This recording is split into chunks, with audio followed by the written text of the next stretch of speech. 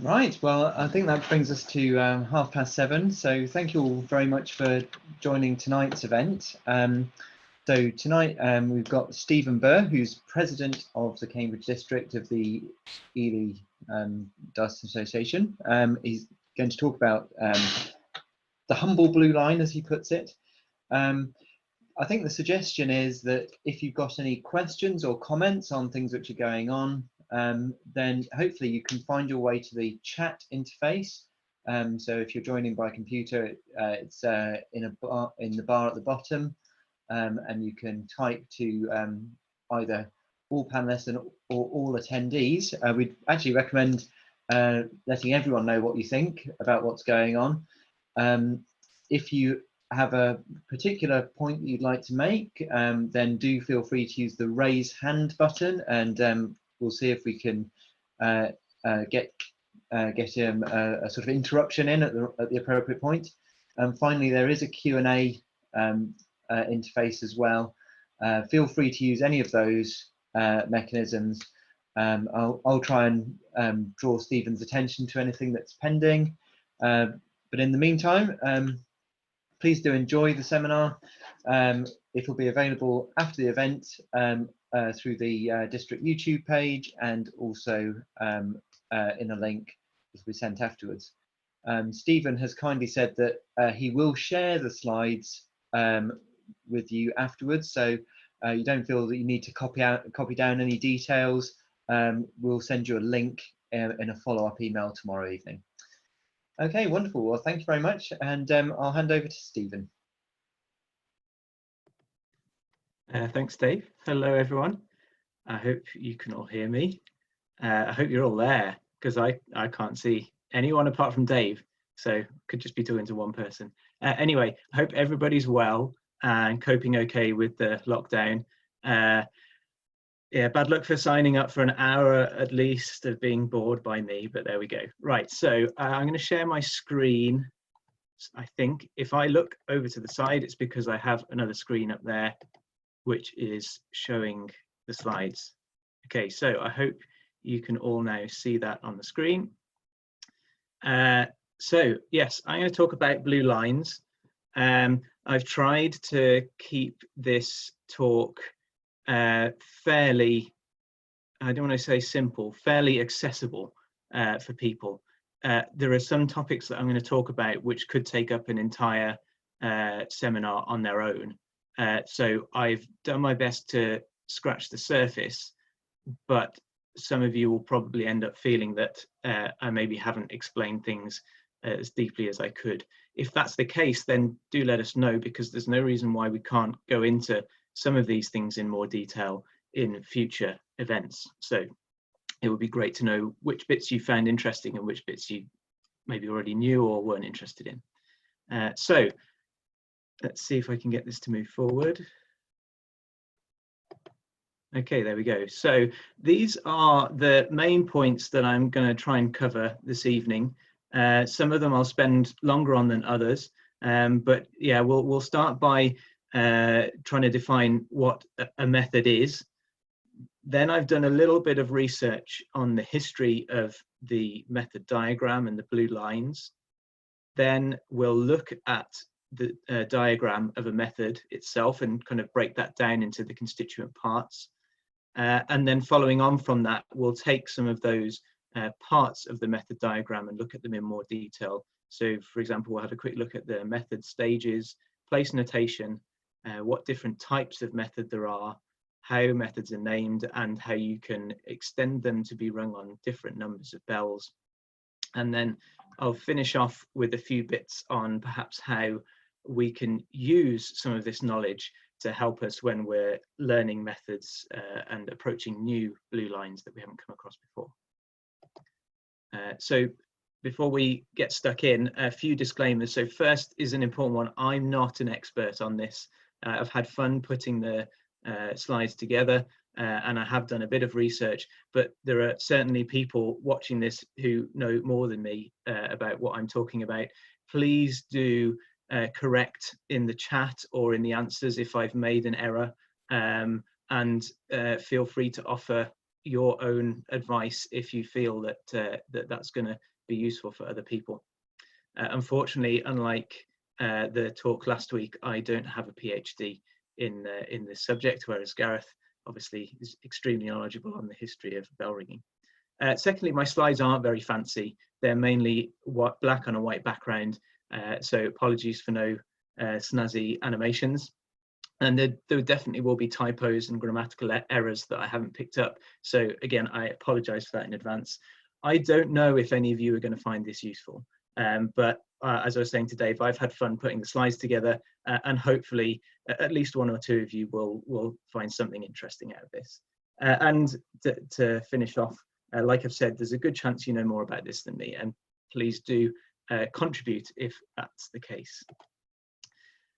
So now I want to make clear which resources I use to put these slides together. I don't like having a slide like this at the end because it then seems like an afterthought, but actually I couldn't have put this seminar together without these resources.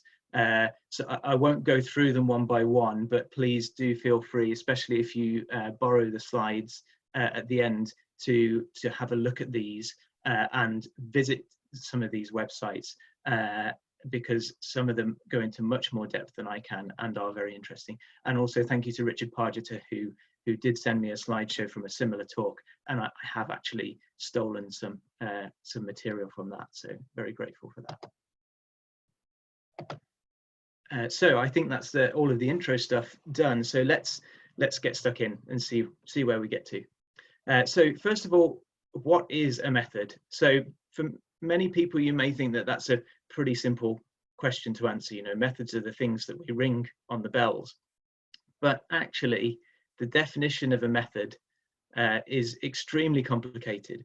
If you want a complete answer on what a method is, then you need to go to the Central Council's Method Ringing Framework website, which has all of the definitions of all of the terms I'm going to use this evening, and really goes into a lot more detail. But for the purposes of tonight, I've decided to define a method as a sequence of changes on a defined number of bells that satisfies these three following rules. So first of all, it starts and finishes with rounds. Secondly, only pairs of bells next to each other will swap. And thirdly, that no changes are repeated in the plain course, so otherwise known as a true method.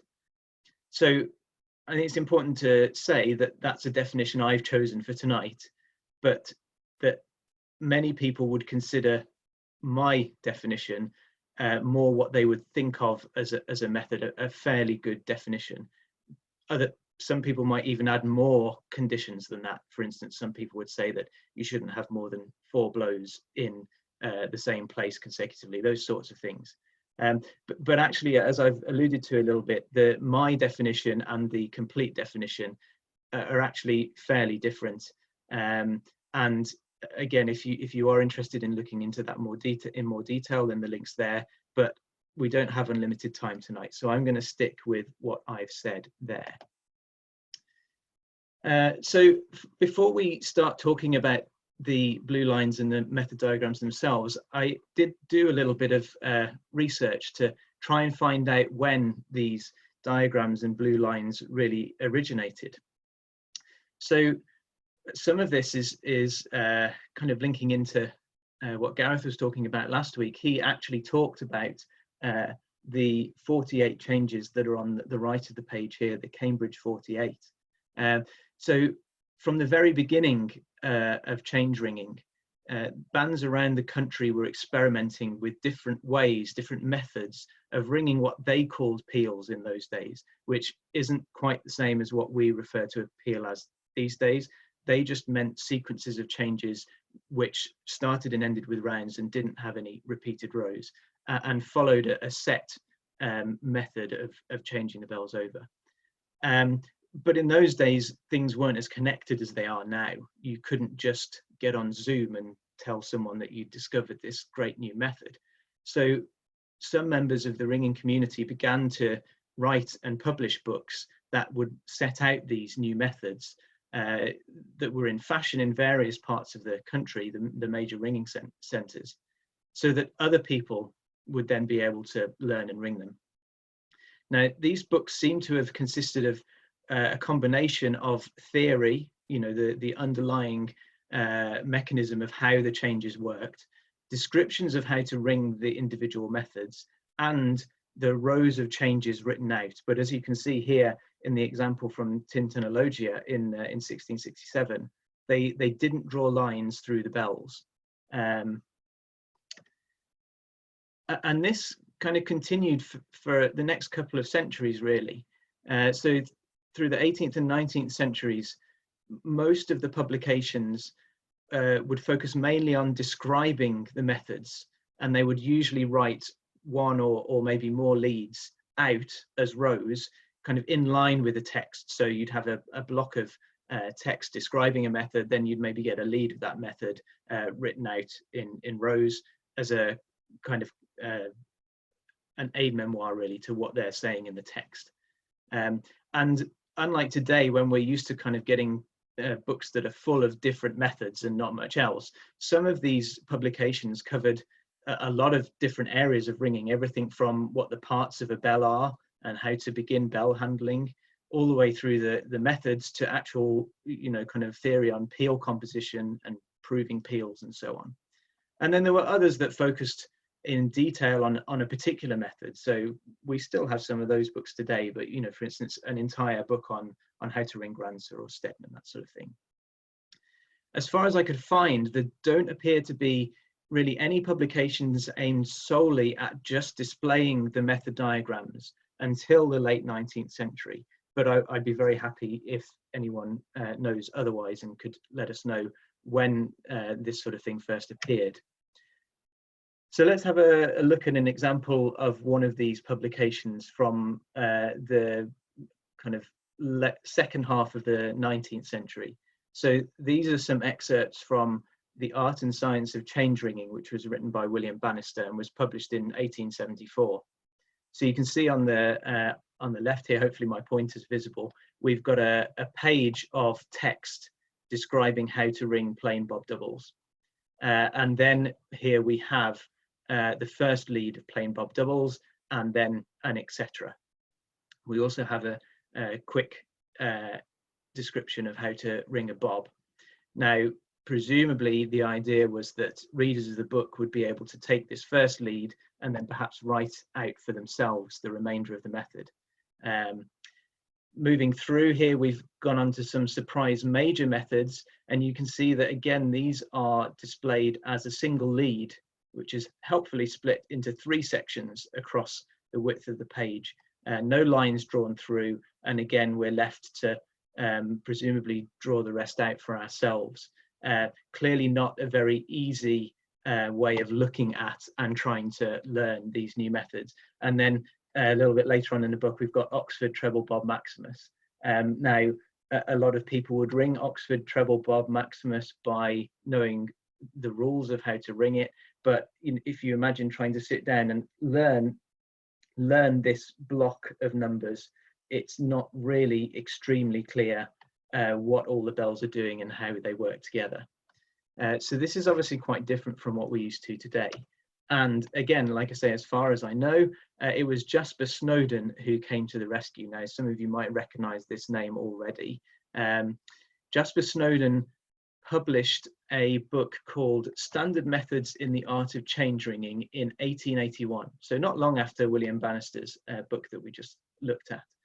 So this publication was a follow-up to another book that he'd written called Rope Sight, An Introduction to the Art of Change Ringing, which was published a couple of years earlier. Now, Rope Sight was one of these more traditional books that was a mix of theory, methods, lots of text with some leads of methods written out. But Standard Methods was different. So this was published in 2 parts. And the first part, the letterpress, was the text basically of all the theory and the description of the methods. But then the second part was called Diagrams. Now, this is where most of you will have heard of Jasper Snowden before, because he is the original author of the diagrams book, which lots and lots of us will have spent a long time, probably hours, poring over, which contains these diagrams that show us the method written out with the lines drawn through the bells that we're interested in. And indeed, both Ropesight, this original book, and the Diagrams book are still in print, and Diagrams is currently on its 14th edition. So clearly this idea that he came up with to present the theory and the visual description of the method separately has been a very successful one. And here is just a little paragraph from the preface of this book, where he says he's laid down the rules that he's found most suitable for learning these methods. So this is the theory side, but he's also recognized that there's a great advantage to be derived from the study of the path of a bell and its relation to that of the treble, when made clear by some distinguishing marks, which are the lines. So here I have added in full a plain course of each of these methods, in which the path of the treble is made more apparent by a red line running through it, and the work of one other bell, generally the second, is distinguished by a corresponding blue line. So this, I think, is where we get our blue lines from. And here is an example of what in 1908 the Standard Methods book looked like. So on the left here we have a page from the letterpress, which is describing plain bob doubles. You can see that here it's got a reference to the diagram book on page 1, and here indeed is the diagram of plain bob from page 1. The line through the second looks black, but I think that's more to do with the scanning of the page than the actual color. It is blue. You can just perhaps see that in the Cambridge Surprise Minor, which as you can see here, sorry, Major, which as you can see here is in all its glory, including a full lead showing us how to do the bob, unlike that 3-column split lead that we had in William Bannister's book. This is much, much clearer. So that's, I hope, how we arrived at the diagrams that we're so used to looking at today. So let's now go on and start looking at them in a bit more detail. So just to make a quick point here, for this talk I've stuck to plain bob minimus and then otherwise only minor methods. So this method on 4 bells, and then all of the other examples I've used, I think, are on 6 bells. Now I've done that just to keep things simple. Obviously there are methods on lots of other numbers of bells, and what I've tried to do is make most of what I say in the talk applicable to all stages. So of course I know that doubles and triples and major and so on, I know those methods are out there. I'm hoping that everything that I say can be linked to those methods as well as to the ones that I'm talking about. So let's have a look at the anatomy of a diagram. Now this will probably look familiar to everybody, but let's really see what we can pull out of this in terms of things that may be useful to us, and perhaps give names to some parts of the diagram that you haven't thought to give names to before. So starting off at the top, we've got plain bob minimus. Now this is the name of this method, and it's composed of 3 separate parts: the name, the classification or the method type, and the stage. Now we're going to come back and talk about all 3 of those a bit later, so I won't go into more detail now. We've got this funny stuff here, which is called the place notation. And again, this is going to be something that we look at in quite some more detail in a few minutes. We've got the what's referred to as the hunt bell, which in most cases is the treble, here identified by a red line. We've got the A working bell, as Jasper Snowden said, normally the second, but not always. That's highlighted in blue. So this is our blue line, perhaps what we're most interested in. And we have this whole method split up, in this case, into 3 leads, which are divided by the horizontal black lines. At the end of each lead, we have a row of numbers, which is called the lead end row. And at the start of each lead, we have a row called the lead head row. And normally these two are kind of taken together and referred to as the lead end change. And this is another thing that we'll talk about later on. We also have the half lead change, which is exactly halfway through the lead. We have these circled numbers on the right, which are the place bells. And then this funny thing up here at the top is the grid representation, which is essentially all of the lines, all of the bells written out in a single lead. And this is the sort of thing you quite often see stitched onto a kneeler in a church, or perhaps a scarf that someone's made. And then just to go into a little bit more depth of the rows themselves. So here we've got the place or position of each bell. So the bells themselves are represented by numbers, and we call the vertical line to the leftmost position is the first position or first place, and then these are numbered up to the end. So in this case, in fourth place here in this final column, we've got the 4, but obviously we know that the bells move around. So the number 4 bell is not always in the 4th position. We've also got the row here, which is each row of numbers, and then the action of moving from one row to the next row is called the change. Okay, so I think that's got most of the important things named on this diagram, and we will talk about pretty much all of these during the rest of the talk. So let's start with method stages. So the stage tells us the number of bells that are taking part in a given method. Many of you will know these all already, but we'll quickly go through them. So starting on 3 bells, which is really the smallest number on which we can do anything remotely interesting. Obviously, on 2 bells, there are only 2 possible combinations to ring, and we get those done very quickly with a single swap. So on 3 bells, we call these methods singles methods. Then we move to minimus on 4, doubles on 5, minor on 6, triples on 7. Then we're into major on 8, caters on 9, royal on 10, syncs on 11, maximus on 12. Now, this will be the most that many of us have ever rung. Some people may not even have rung on 12 before, but there are a few towers in the UK and around the world where there are more than 12 bells. So when you move above 12, you have sextuples on 13.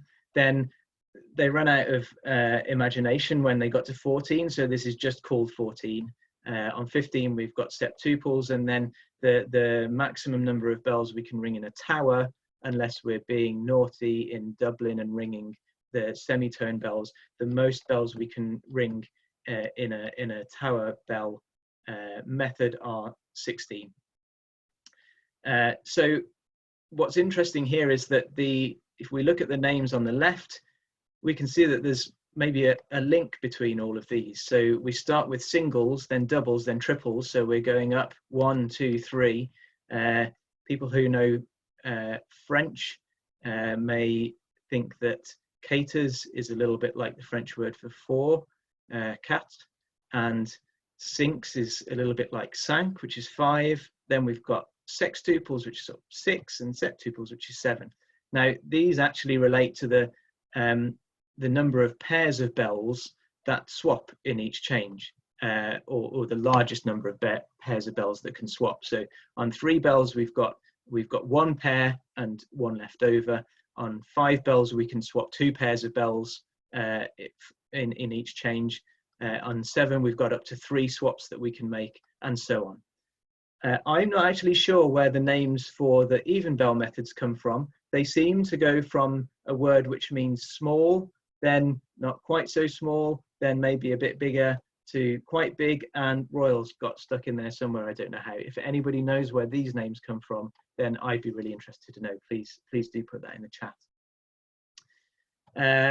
Also important to point out that although odd stage methods only have an odd number of bells taking part, there's quite often an extra bell at the back of each change. So these methods are often rung on an even number of bells, but this stationary cover bell or several cover bells will ring at the end of each change. However, this isn't a requirement. It is okay to ring triples methods on only 7 bells, although it doesn't happen all that often.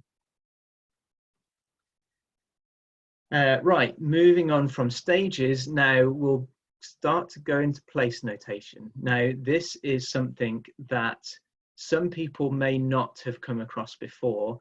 I've tried to keep this simple and understandable, but like Dave said at the start, hopefully these slides would be available for people to look at afterwards.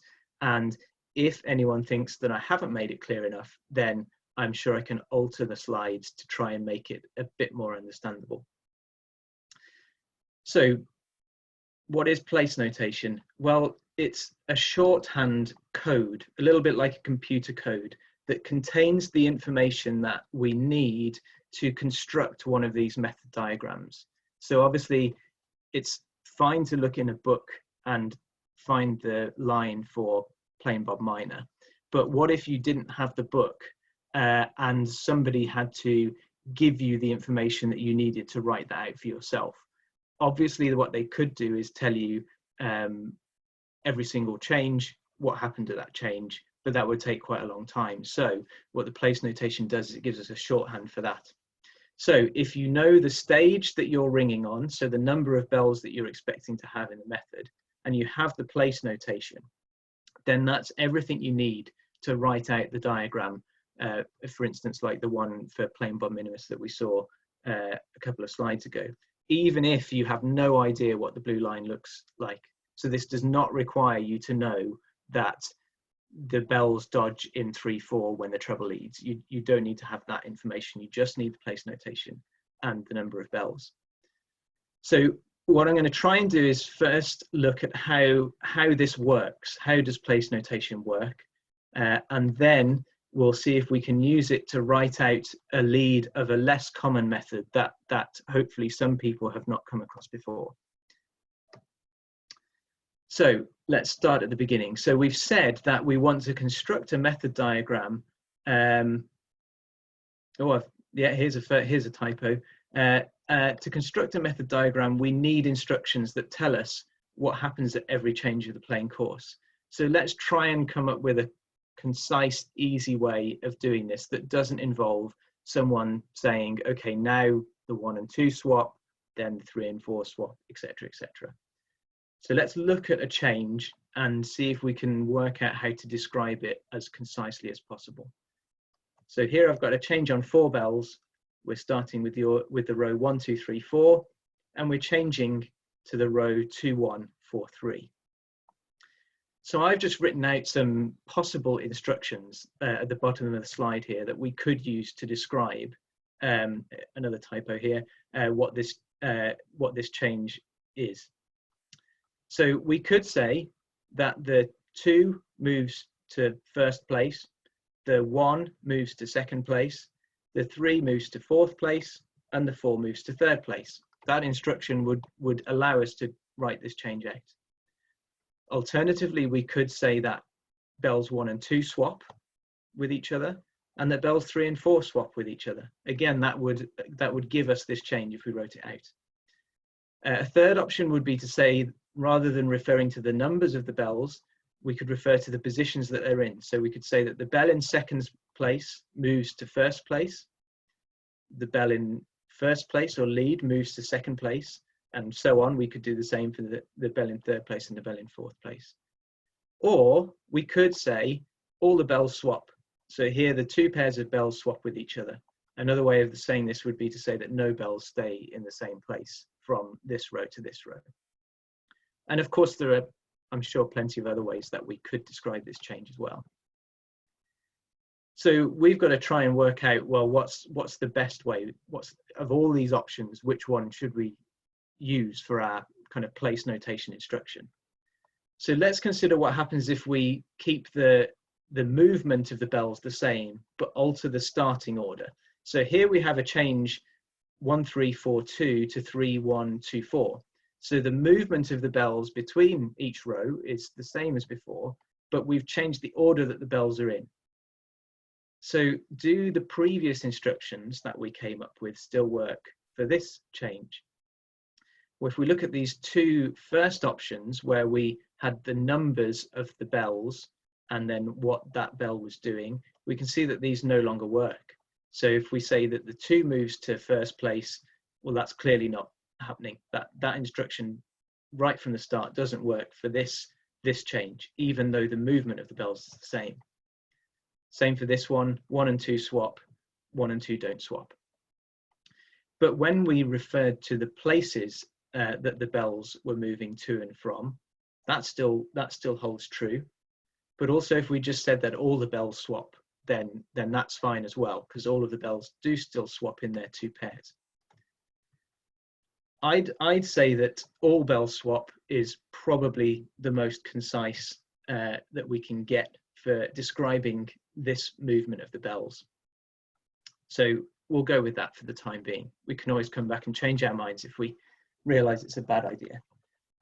One thing that is important to point out at this point is that this sort of movement where all the bells swap, this can only happen when we start with it, when we have an even number of bells in the method, because the bells have to be in pairs to be able to all swap at the same time. If we have an odd number of bells, there's always going to be at least one bell which is left out, doesn't have a pair to swap with.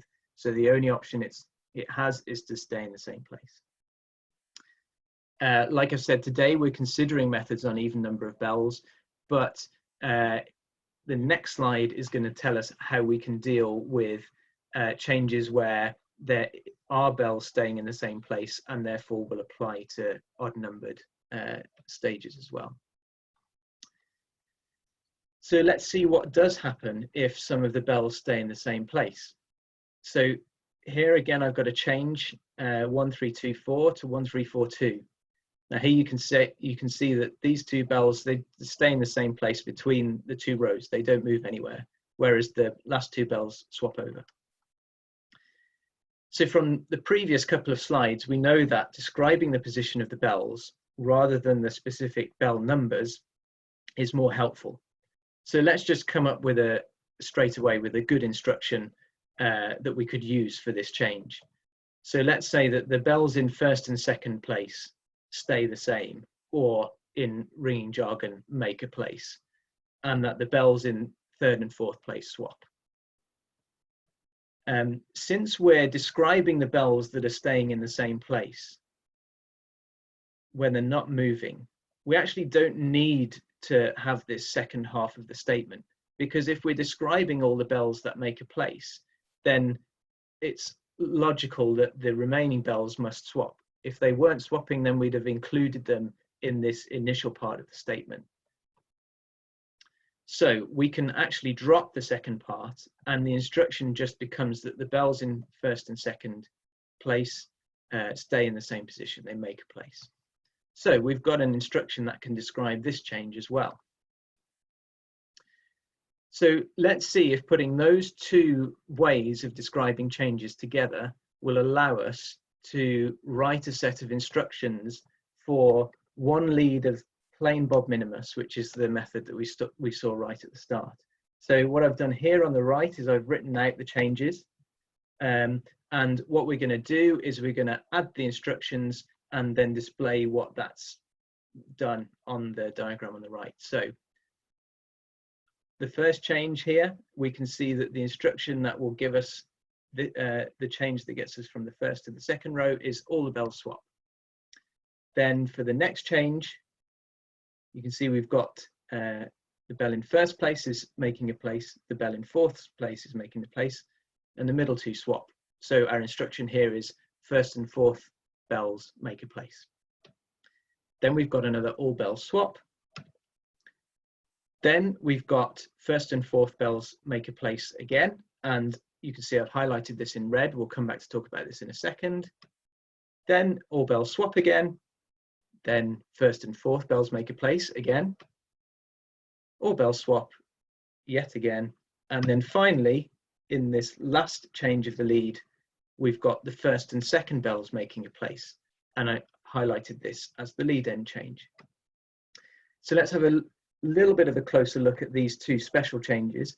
So you can see the half lead change here I've put in a red box, and this is the change where the treble is lying at the back. So this is halfway through the lead, which starts with the treble at the front, has the treble at the back at the halfway point, and then has it back at front at the end of the lead. And here is the lead end change, and as the name suggests, it's when the treble is leading. So those instructions seem to do the job. Like I said, if you want to draw this out afterwards, then please do. You can check that I'm not making this up, and that these instructions do work for the lead of plane bob minimus. So now we want to try and simplify this, because this is still quite wordy. So we can take advantage of the fact that the vast majority of methods that we ring regularly have leads that are symmetrical, so that the changes in the second half of the lead are actually a mirror image of what's happening in the first half of the lead. And we can take advantage of this symmetry to simplify our instructions. So here, instead of numbering the instructions from 1 to 8, what you can see is we can actually start from 1 and work up to 4, which is the half lead change, but then we can actually just read back up this list. So here I've reflected this out, 3, 2, 1, and that's exactly the same as what we had numbered 5, 6, and 7. Then I've labeled the lead end change as 0, because this one is a little bit on its own. As is number 4 here, you can see this only appears once. So as I said, this is essentially just the second half of the lead being the reverse of the first half. And this is going to be the case in almost all the methods that people ring regularly. So we can simplify that down. We don't need to have 3, 2, 1 in reverse. We can just say that this is basically the reverse of the first half. But since we know that that's the case, we've just said that almost all of the methods we ring have symmetrical leads. We don't even need instruction 5 in there. We just know that that's the case. So we can take out that one, and then essentially we have 5 instructions, 1 to 4, which then we know we read back up again to get the second half, and then finally this lead end change number 5, which we put in at the very end of the lead. So using these 5 instructions, we can construct this first lead. Then we can take this change, the start of the next lead, apply the same instructions with that as our starting point, and then we'll get the second lead. And we continue that until we reach the change 1, 2, 3, 4 again. And that's it, we've got the plane course. So the final thing we need to do to get to hopefully an understanding of place notation is to create a shorthand for this. So this is much more concise than where we started, which was describing each change with 1 swaps with 2 and so on. We'd still like to get this a bit simpler, because still writing this down very quickly is going to be a bit of a challenge. So to start with, why don't we use an X? Seeing as we've got lots of X's here, or a cross, we'll use an X to represent this rule that all the bells swap. So 1X on its own will define this all bells swap rule. And for changes where a place or more than one place is made, we'll just use the position numbers where those places are being made. So instead of saying first and fourth bells make a place, we're just going to write 1, 4, which is again shorthand for this statement. So now we can see that our instructions are cross 1, 4, cross 1, 4, which is the half lead. Then we're working back up another cross, 1, 4 and a cross, and then we finish off with our special lead end change here, 1, 2. This could be written out horizontally, as I've just said, cross 1, 4, cross 1, 4, then working back, cross 1, 4, cross, and then 1, 2. Or we could play around a little bit and drop the LE for lead end and just have a dash separating these 4 first instructions from the lead end change, which is the one that comes in right at the end.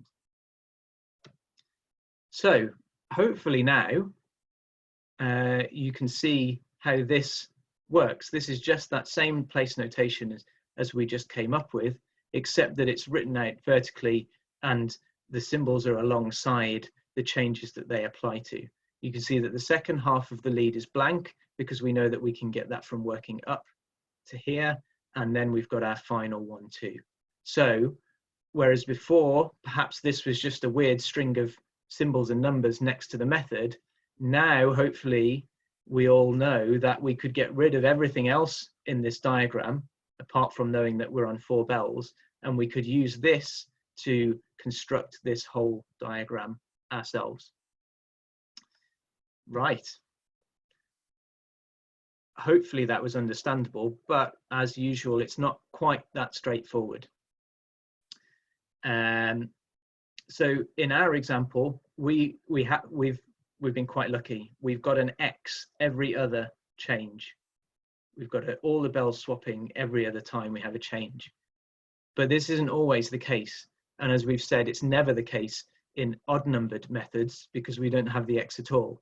So we need to find some way of separating out these notations where we have some places, because you can't just write a whole string of numbers and expect people to know where, you know, one change ends and the next one begins. So most of the time this would be indicated by a full stop between the first change here where 1 and 2, there's a place in 1 and a place in 2, and the next change where there would be a place in 3 and 4. So this now clearly isn't 1, 2, 3, 4 all in one go. This is 2 separate changes. Another thing to be aware of is that place notation is not standardized. So some people will use slightly different ways of displaying the place notation. So for example, here, this is a place notation where a dash is used instead of a cross. And here we've got a comma separating the first bit of the string from the lead end change. Here's a slightly different way, the one that we used, where we've got a cross representing the all bells swap, and we've used a dash to separate the main changes from the lead end.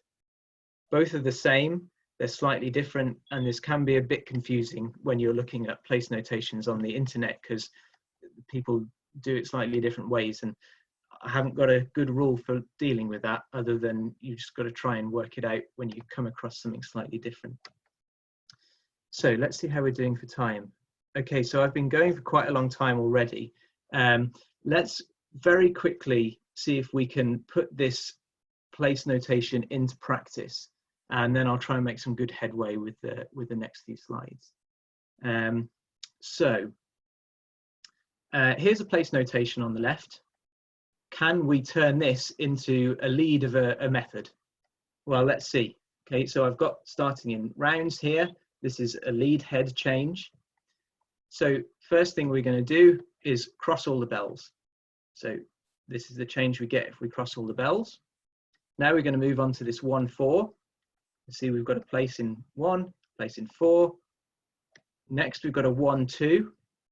Here's the 1, here's the 2. A 3, 6. Here's the 3, here's the 6. 1, 2 again here. Then we've reached the half lead change. Good news is that the treble is at the back, so this makes sense. And we've got a 5, 6.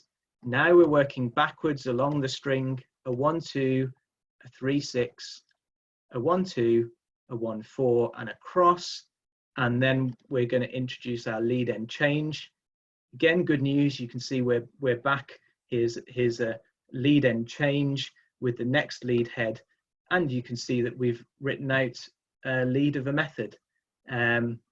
Now, we would then repeat this process another 4 times to get all 5 leads of this plain course, and we'd have a complete method diagram. We could draw a blue line through one of the working bells and red line through the treble, which as you can see is plain hunting. So if anybody recognizes this method, you're not going to get a whole lot of time to look at it, but if you do recognize it, then feel free to name it in the chat. Of course, there's no prizes for this, apart from pride. If nobody knows, then at the end, I will very excitingly reveal the answer. So that's place notation. like I said, if it wasn't clear, then let me know, and perhaps I can try and make it a bit clearer in the slides. Next, I'm going to talk about method classification. So we ring lots of methods. They all have names, and we've all probably got a pretty good idea what plain means versus treble bob, or what a principal is. But then there are certain names, which certainly for me have always been a bit confusing. What is an alliance method? What's the difference between a surprise method and a delight method? So the next few slides, I'm going to try and describe some of those differences. Here's a diagram from the Central Council's framework website, which shows you what all methods, how all methods are classified and how this can be broken down. So these bits at the top are weird. So I'm going to get rid of those. We're going to talk about static methods. These are the methods that on the whole we're used to. And I'm also going to get rid of hybrid, because that's just a class that everything that doesn't fit anywhere else goes into. And so again, a little bit weird. So I'm going to go through this diagram, concentrating mainly on the pink squares, hopefully giving a quick idea of what each type of method is. We'll start with principals. So in principals, all of the bells follow the same path. We don't have a hunt bell. And because there's no hunt bell, these methods don't contain leads or lead ends in the way that we would normally think about them. But they are split into place bells, in inverted commas. The length of each place bell can vary. In other methods, it's usually fixed by the path of, it is fixed by the path of the hunt bell. But in principals, this can vary from very short to very long. In this example here, forward minor, we could see that the place bells are 4 changes long. Some well-known principals include original, which is the official name for plain hunt when it's rung as a method with calls in. Forward, which is the example we've got here. Stedman, which I'm sure everybody will have come across at some point, and Erin. Now, one point about Stedman's a bit of a confusing one. Although we talk about sixes, the place bells are actually 12 rows long. They're each made up of 2 sixes. And actually the place bells start halfway through a 6. So that's a little bit of an unusual one, but most people don't worry too much about the ins and outs of that. Next, we'll move on to plain hunters. So unsurprisingly, the hunt bell in these methods follows the plain hunt path. These exist at all stages, and the leads are normally twice as long as the number of bells that are involved. Plain hunters can be split down into 2 different types. Plain place methods, where the working bells only ever make places. There are no dodges or points, such as reverse Canterbury doubles is probably the most well-known one of those. But all other plain methods are plain bob type methods. And it's important to say that these hunt methods can have multiple hunt bells in them. So Grants is a very well known example of one of those. But there's also this one called canny bob triples, which actually has 3 hunt bells in. So we're all quite familiar with those, I think. Then we've got the treble bob hunters. So in treble bob hunters, the hunt bell path is defined by a set of rules, which are listed here. So unlike plain hunt methods, where the hunt bell rings twice in each position during the lead, in a treble bob hunter, it needs to ring more than twice in each position. It has to ring the same number of times in each position during the lead, and it only makes places twice during a lead. And that's usually once at the front and once at the back. In practice, this almost always means that the hunt bell treble bob hunts with a dodge in each dodging position, 1, 2, 3, 4, 5, 6, and so on as it progresses through the lead, with a place made at the front and one at the back. The leads are usually 4 times longer than the number of bells, but it is possible for the hunt bell to dodge more than once in each position and therefore lengthen the lead, as long as these rules are satisfied. And if you want to see an example of this, then look up the blue line for double Darrowby surprise major, and most of you will then realize why you've never rung it. As far as I know, treble bob hunters are only possible on even stages, otherwise these rules would be broken. And most are regular. Most of the ones we ring are regular, and this means that the lead head changes are the same as they are in plain bob. Now, why we only ring regular methods is something that I'm not going to get into because I don't really understand it myself. But this is almost always the case, that the plain bob lead heads, that should be really, are the same as the lead heads in surprise methods. So these treble bob hunters are divided into 3 subtypes. And what I'm going to try and do, maybe I'll have run out of time by the time I get to the end of this session, and we can always come back and perhaps do a second part to the talk, because I'm aware that people probably have better things to do than listen to me for more than an hour. But let's just see if we can untangle this question of what's the difference between a treble bob method, a surprise method, and a delight method. Or when is a surprise not a surprise? So here are the definitions. Now, some of you may have read these before and thought, okay, that's great, but I haven't got a clue what that means. Well, let's have a look at them first. So in a treble bob method, none of the working bells make an internal place when the hunt bell moves between its dodging positions. In a surprise method, at least one working bell always makes an internal place whenever the hunt bell moves between its dodging positions. And in a delight method, there is a combination of an internal place or places and no internal place is made whenever the hunt bell moves between its dodging positions. Now, hopefully that all sounds like gobbledygook, because it did when I first read it, and now I'm going to try and explain what that means in actual understandable language. So let's consider a few things. What's an internal place? What's this business about the hunt bell moving between its dodging positions? And then what do these actually mean? And we're going to look at this on 6 bells, but the rules that I'm going to describe apply at all of the stages where you can ring these treble bob methods. So here we've got the first half of a lead of a treble dodging method. So you see the trebles dodging in 1, 2, 3, 4, 5, 6, gets to the half lead. So we know that we've got 3 dodges here, but the definition's talking about hunting between the dodging positions. So these are the 2 changes that we're actually interested in. So first one here, when the treble's hunting between 2nd place and 3rd place, so between this dodge in 1, 2 and this dodge in 3, 4. And then the second point we're interested in is the change where it goes from 4th place to 5th place. Now, some of you may be thinking, what about the other 2 times this happens in the second half of the lead? Well, as we've already discussed, we know that these leads are symmetrical. So whatever's happening in the first part is also happening in a mirror image in the second part. So we can just look at these 2 changes here. So here's the blue line for the 4th, drawn in for this lead of the method, which is Cambridge. Now, what we're interested in is where the places are occurring during this change.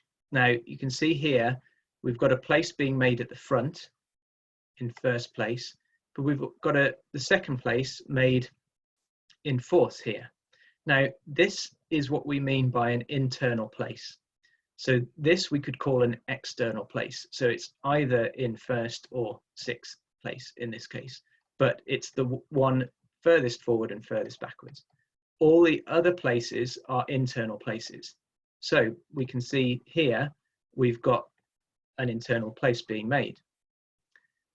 At the second point that we're interested in, we've also got an internal place being made, as well as one external one. So we can say internal place here, internal place here.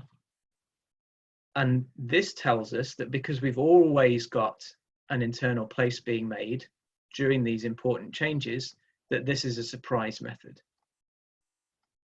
So we'll label that surprise. Now we'll look at this one. This is a lead of Kent. So again, I've highlighted the treble. I've highlighted the changes where the treble is moving from its dodging positions one to the next. And I've also highlighted the fourth again. So here we can see that the fourth isn't making an internal place here. We've only got external places at the first change, and at the second change, we've only got external places again. There's still no internal place happening here. So no internal place plus no internal place. This is a treble bob method. So we'll label that one. And you can probably guess what's going on next. This is a delight method. I can't remember which one this is. I think it might be Burr's, but I'm not sure. So let's look at the first row. We've got external and internal place. But here you can see the next one, we've got two external places. So we've got one internal, one no internal. And this makes this a delight method. So that's given us our three different types. When we move to higher stages, obviously each lead has more of these changes that we need to look at.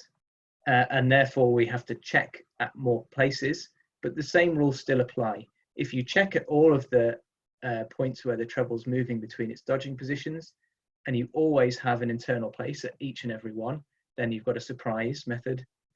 If there's never an internal place, if it's only ever external places, then you've got a treble bob. And if you find some, maybe one or more where there's an internal place and some where there's not an internal place, then you've got yourself a delight method. The best way of making sure this is true is to go and look at some blue lines, some surprises, some treble bobs and some delights, and see if you can do this yourself and work out which ones are which. So I feel like, yeah, we're at 8:25. So I think actually I'm going to stop here. If people found this interesting, then I'm more than happy to pick this up another time. If people have had enough and don't want to go any further, then we don't have to do the second half. But what I'll do now is I'll close the slideshow so that I can go back to Zoom, see how many millions of comments have been made, and perhaps Dave can come back in and kind of chair the questions. Yeah, so I think that was really good. Thank you very much for introducing the blue line and changes and method categories. I think, yeah, already we've got a sequence of comments coming in saying that yes, please to more. I'm sorry to say that we can't carry on right now because I've got another meeting at 9 o'clock, if nothing else. So yeah, some very good discussion about the origin of the terms for the even stages. The consensus does seem to be that it comes from the musical world, although Simon Kershaw did mention that it might have come from the way that boys were named at Eton, that boys with the same surname needed to be distinguished somehow, and notes that terminology has been in circulation for several hundred years, or over 100 years. The other question that came in was, is it possible for the lead length to vary within a method? And the answer is sort of yes, in the sense that you can have differentials where not all of the place bells are the same, but it's almost like it's two methods being run at the same time. Yeah, I do have a slide on differentials in a few slides time. I find them quite interesting, and I decided only to put one slide in. There could be a lot more, but yes, we can definitely, if people do want the second half, we will have a quick look at them, certainly. Fantastic. No, and I think that, so I think that's all that came in during the course of the talk. Gareth does note that he doesn't quite have his PhD yet, but obviously we all have our fingers crossed for him. So I think on that basis, yeah, I think lots of positive comments coming in for a second session. I don't know how people think that lockdown is going to continue, but I think I can see at least another month. So we're putting together a program which takes us all the way through to the end of April. We've got Tom Ridgman coming up next week on Tuesday evening to talk about belfries and belfry maintenance, followed on Friday by David Pipe, who's going to give an introduction to conducting. And for those of you who attended Gareth's talk, he's very kindly agreed to do our first talk in May, which will be on Thursday, the 7th of May. So unless anyone has anything else to say, I think we can close the session now. I'd say thank you very much again to Stephen. It's great that people are willing to come and present. If you do have something that you'd like to talk about in bell ringing terms, do drop me a line, education@cambridgeringing.info, and there will definitely be a slot available if you are able to talk on a topic that you like and find interesting. So thank you very much, Stephen. There's a question from Philip and Sheila George, not really to me. I think more to you. That's a good question. So we don't actually have a specific distribution list for these webinar events. So what we've been doing is posting them on the Cambridge and Ely district Facebook sites. But it sounds like we should get the Hunts district and the Wisbech district a little bit more involved. So perhaps if I'll write to Philip offline and see what we can do to integrate better with the Hunts district to get information over, maybe publicize it on the website. Great. Well, thank you very much. Thank you, everyone. I hope it wasn't too bad. And yeah, I'll very happily come back and do part 2. We'll just have to find a time to slot it in. Brilliant. All right. Thank you very much. Okay. Bye. See you. Bye.